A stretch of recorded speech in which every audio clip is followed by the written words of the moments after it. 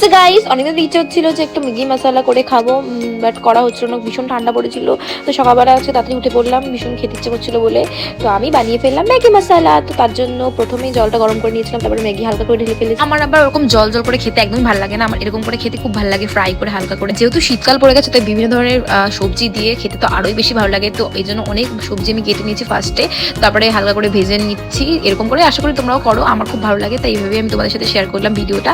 আমার বোন যেহেতু সকাল সকাল কাজে যায়, মানে কাজে যায় বলতে ও পার্লার একটা কাজ করে, তাই জন্য খুব তাড়াহুড়ো দিচ্ছিল আমাকে করার জন্য।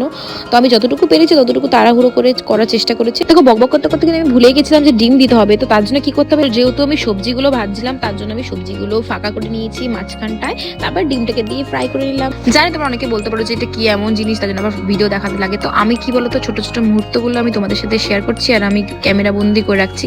মানে যেহেতু এত ভিডিও আর এত ফটোস তো সবসময় ফোনে রাখা যায় না, তো এই জন্যই আমি